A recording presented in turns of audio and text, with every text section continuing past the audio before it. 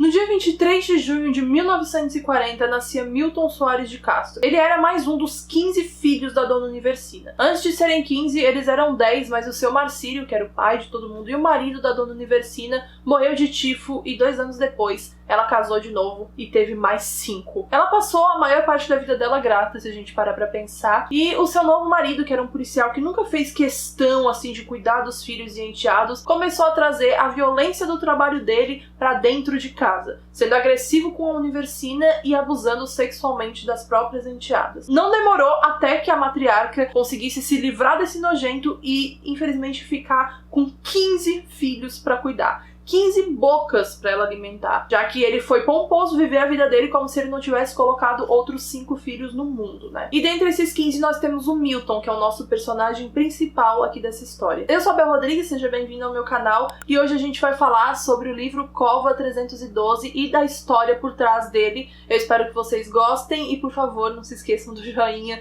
porque eu costumo não falar sobre isso, mas ele tá sendo bem importante aqui, já que o YouTube tá limitando o acesso aos meus vídeos por conta do meu conteúdo. Então, bora!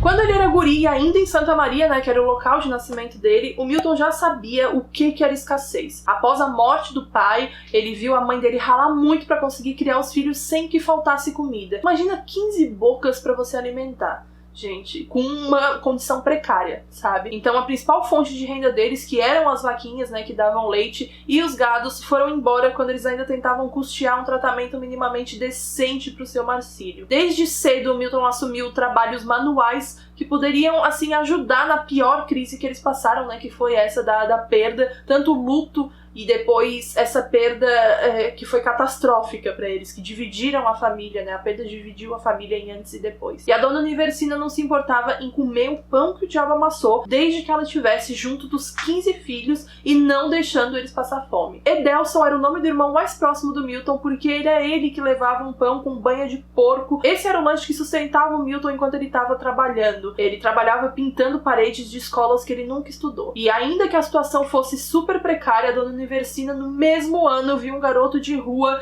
e adotou ele. Então os 15 passaram a ser 16. Ela é literalmente a personificação do ditado que fala que coração de mãe sempre cabe mais um. Todos ajudavam, né, como podiam, e o Edelson lembra muito do Milton já inconformado enquanto ele era adolescente com a desigualdade social que rodeava eles e os irmãos. Ele não se conformava, ele não admitia que o policial, né, ex-marido da Universina, simplesmente tivesse ido embora, deixado mais 5 filhos pra mãe dele cuidar, sem nenhuma instrução, sem uma base. Ela vendia pão. Então, assim, o Milton se revoltou muito a partir desse momento e em 1964, né, o esperado apoio popular contra a tomada do golpe militar que estava acontecendo no Brasil não veio. Levou um tempo para que o Rio Grande do Sul começasse a se envolver no clima lá de indignação que mais tarde, eventualmente, tomou conta do Brasil. E com a família agora morando em Porto Alegre, um dos lugares onde a oposição contra o militarismo cresceu foi exatamente em Vila Jardim, onde o Milton morava. Ele tinha 23 anos e todos os dias ele trabalhava mais de 12 horas ainda pintando paredes e também sendo um operário, e depois ele se juntava à Associação Operária e Cultural para a mobilização e conscientização dos trabalhadores. O Milton convenceu o irmão Edelson a abraçar a causa contra o regime ditatorial, o que não foi tão difícil, porque a percepção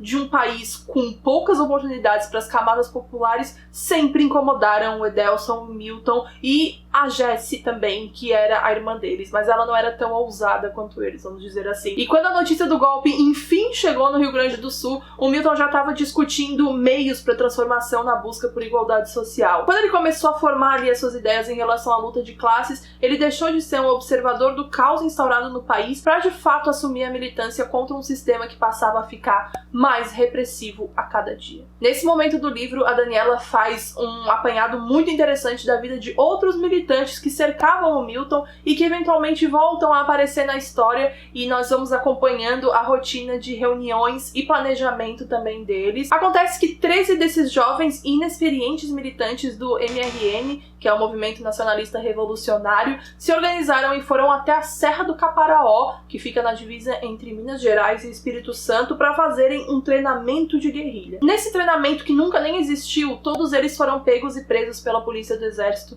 no primeiro dia de abril de 1967. sendo então levados para a penitenciária regional de Juiz de Fora, que um ano após a sua construção passou a ter uma nova função: aprisionar os chamados presos políticos, que começavam a ser caçados pelo país. 16 guerrilheiros do movimento nacionalista revolucionário, porque foram 13 e mais 3 que não eram ainda membros, mas que poderiam se tornar, foram os primeiros levados para essa penitenciária. Como eu falei para vocês, eles haviam sido capturados na Serra do Caparaó, que ficava na divisa entre Espírito Santo e Minas Gerais, bem longe, né, da casa do Milton, que era em Porto Alegre. Na época, isso deixou os moradores ali da comunidade da Serra do Caparaó muito afoitos, bradando aos 4 cantos sobre os chamados traidores da pátria, os terroristas e etc. E no rádio local só se falava no perigo comunista, causando um frenesi entre os habitantes, né? E em 1968, depois da edição do AI-5, a penitenciária funcionava única e exclusivamente para aprisionar esses militantes políticos. E assim, por militantes políticos aqui, a gente pode entender qualquer pessoa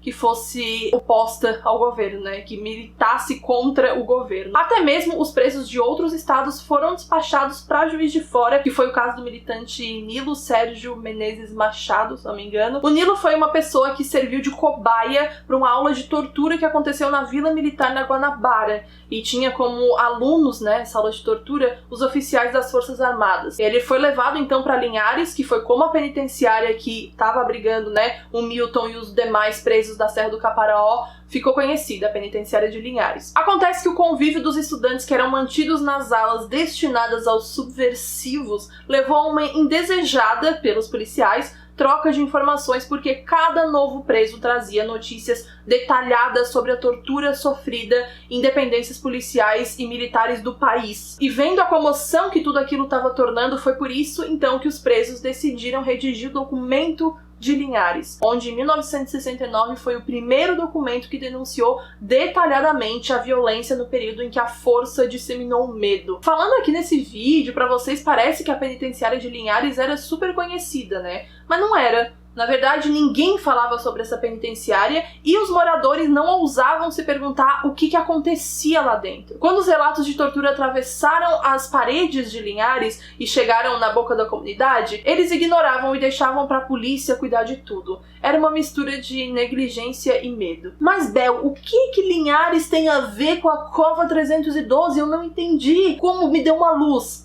Tô aqui para isso. O guerrilheiro Milton Soares de Castro, de 26 anos, foi o único prisioneiro encontrado morto dentro da sua cela em 1967. Segundo a versão oficial dada pelos militares, foi suicídio. E nunca mais se falou nisso por pelo menos 30 anos, até a autora desse livrinho aqui, Daniela Arbex, se interessar pela história e achar no mínimo curioso o fato da versão nunca nem ter sido contestada. E eu explico por que ela poderia ter sido contestada. Era muito comum naquela época os militares assassinarem, né, torturarem uma pessoa até a morte e depois desovarem o corpo ou simplesmente atestarem que foi suicídio. E eu digo também que a Daniela contestou isso porque em 2002, graças à jornalista, a sepultura do Milton foi localizada e mesmo assim não explicava os motivos do porquê, o que aconteceu, por que razão, o que aconteceu pro exército esconder o corpo de um filho de uma mãe por 35 anos.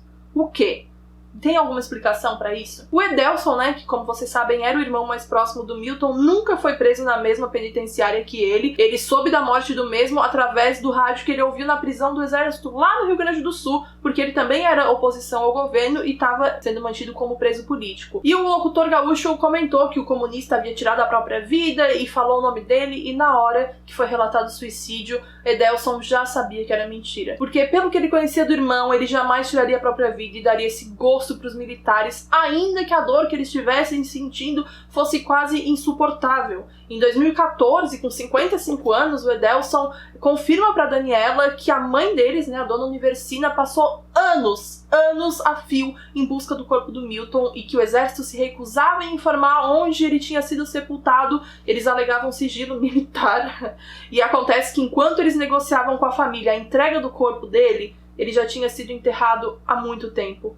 Muito tempo mesmo. Enquadrado como indigente, o militante foi enterrado na sepultura de número 312, quadra L, no cemitério municipal de Juiz de Fora. Os militares levaram o Milton pra lá porque sabiam que, devido ao histórico deles já terem, né, se desfeito de vários outros corpos de guerrilheiros torturados até a morte, pesquisador nenhum, familiar nenhum, procuraria numa cova qualquer no cemitério municipal. E essa informação foi confirmada pelo próprio vice-diretor da penitenciária. Essa informação de que os militares levaram ele para essa cova e enterraram como indigente porque sabiam que ninguém ia procurar lá, né? Eles sabiam da fama que eles tinham e eles sabiam exatamente o que eles faziam, né, gente? Que negaram aí por anos a fio na história e depois foram confessando aos poucos. Aqui nesse espetacular, incrível livro-reportagem, a Daniela conduz o leitor para dentro de uma extensa pesquisa e nos mostra como ela conseguiu, depois de anos, provar que o Milton havia sido assassinado depois de uma sessão de tortura comandada pelo major chamado Ralph Grunewald Filho. Esse cara já morreu, mas ele tentava arrancar do Milton o nome de outros militantes que eram ferrenha oposição aos militares e eles ainda estavam soltos. O Ralph já era famoso entre os presos subversivos e políticos porque ele não tinha nenhum escrúpulo no que se dizia a respeito às técnicas de tortura. Não que tortura tenha algum tipo de escrúpulo, mas, uns abusavam tanto disso que era assustador só ler. Imagina sentir isso na pele. Dentre as técnicas do Ralph estavam choque nas extremidades dos dedos, na sola dos pés e nos membros inferiores, principalmente na região pélvica, introdução de cabo de vassoura no ânus dos presos, bater até eles perderem a consciência, pau de arara, perfuração do tímpano, arrancar dentes, acender e apagar um refletor na cara deles e obrigar, obviamente, eles a observarem. E mesmo com uma sessão pesada de tortura e espancamento, Milton não disse sequer uma palavra do que os militares queriam ouvir, ele não entregou ninguém. O vizinho de cela do Milton se chamava Gregório e ele afirma que o Milton passou a noite inteira, pelo menos até o sol raiar, na companhia do Ralph, sendo interrogado. O que foi confirmado pelo documento, próprio documento redigido no interrogatório. O que ele não sabia era se o Milton tinha morrido na cela ou se ele foi colocado nela já morto, porque o Gregório nunca acreditou numa versão de suicídio. Na versão oficial, o suicídio foi por enforcamento com um lençol. Com comprometimento e muita pesquisa, a Daniela confirmou que muito do que estava presente na documentação oficial em relação ao óbito do Milton era mentira. Lá constava que o Milton foi retirado com vida da cela e levado para o pronto-socorro, sendo que os policiais descobriram que o Milton estava morto quando fizeram a chamada rotineira e ele não se apresentou, então eles tiveram que entrar na cela, procurar por ele, e aí, oh meu Deus, viram que ele estava morto e estava com o lençol enrolado no pescoço. Não houve ida ao pronto-socorro, mas na documentação oficial houve. Então, aí já começam as divergências, que a Daniela começa a apontar aqui no livro, obviamente, de uma forma muito mais profunda. Inclusive, ela também descobriu que o médico responsável pela constatação de óbito do Milton nem estava de plantão naquele dia. Somando todas as evidências e com acesso às fotos do cadáver do militante, a Daniela provou por A mais B, finalmente, que ele fora assassinado. Óbvio que não está relatado com todas as letras isso aqui no livro, mas não precisa. Todos os peritos, inclusive o que assinou a documentação de óbito na época, descartaram a possibilidade de ser suicídio. Tanto pela altura do Milton, que tinha quase 1,80, quanto pelo sulco presente no pescoço dele. O sulco, de uma forma bem rápida, explicando aqui pra vocês e resumida, é o desenho do objeto que produziu o impedimento da circulação cerebral. Nas fotos ele só tinha sulco abaixo do pescoço e nada, marca nenhuma deixada atrás das orelhas, por exemplo. Fora que um sujeito de aproximadamente 1,80 m não consegue se enforcar com 30 centímetros de lençol. Inclusive, ele mal conseguia dar um nó em volta do próprio pescoço. Tanto os peritos quanto os médicos legistas afirmam que ele morreu enforcado por alguém que usou um fio ou um cadarço.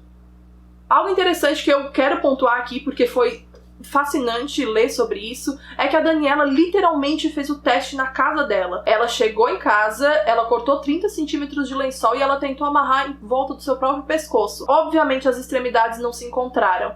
E a Daniela tem 1,58 m, o Milton tinha quase 1,80 m. Acho que isso é bem suficiente. Esse livro aqui é mais um trabalho espetacular de uma autora que deveria ter mais reconhecimento aqui. Embora ela tenha bastante, eu realmente acho que ela deveria ter mais reconhecimento. Dela eu também já li Holocausto Brasileiro e Todo Dia a Mesma Noite, e o segundo fala sobre a Boate Kiss. Tem vídeos sobre os dois aqui no canal e eu recomendo que vocês assistam também, vou deixar linkado aqui embaixo na descrição. O Cova 302, no entanto, foi o livro que mais me deixou maravilhada com os mecanismos de pesquisa e com o comprometimento da autora. Isso é algo assim, é tão difícil de ver isso, né, hoje em dia, e quando eu li, eu fui lendo com tanta vontade, com tanta noção de que ela realmente estava mergulhada nessa pesquisa. E eu recomendo não só para quem é acostumado com o gênero, e sim para todos que de uma forma ou de outra esquecem que a história desse país tem muitas partes que permanecem na obscuridade, porque a gente se recusa a falar sobre elas. Eu me recuso a me recusar. E eu vou continuar trazendo esse conteúdo que eu sei muito bem que incomoda muita gente, mas é hora da gente encarar a realidade. Não é porque esses acontecimentos te incomodam que eles deixam de existir. Eu leio, estudo e pesquiso sobre a ditadura militar brasileira há mais de 10 anos. O tema da minha monografia foi a ditadura militar brasileira e eu venho de uma família que tem um histórico de resistência muito grande durante esse período. Então eu realmente me recuso a acreditar que hoje, em 2020, pouco tempo depois da ditadura ter acabado, existam pessoas querendo fazer revisionismo histórico e falando pra mim que a ditadura não existiu, que ninguém foi torturado, que ninguém foi morto. Quem afirma esse tipo de coisa deveria continuar tendo vergonha. Essa vergonha que tinham pelo menos há uns 5 anos de afirmar esse tipo de coisa, já que quando eu falei da ditadura aqui no começo do canal, eu nunca tinha lido comentários tão absurdos quanto os que eu leio de 2015, 2016 até os tempos atuais. É algo que me deixa bem puta da cara, não vou negar não, mas me deixa ainda com mais vontade de produzir esse tipo de conteúdo aqui e de trazer a informação pra vocês e não esquecer a história desse país. Por favor, não esqueçam a história do país que vocês vivem. É tudo que eu peço. Eu espero que vocês tenham gostado desse vídeo. Se você gostou e se você quer adquirir esse livro, o link vai estar aqui embaixo na descrição. Compra com o meu link, por favor, que eu recebo uma pequena comissão. E, por favor, leiam Daniela Arbex. Ela é incrível. Esse livro-reportagem é incrível, um não ficção maravilhoso, assim como os outros 2 que eu já li dela também. E é isso. Eu vejo vocês no vídeo que vem. Muito obrigada por tudo. Um beijo. Tchau.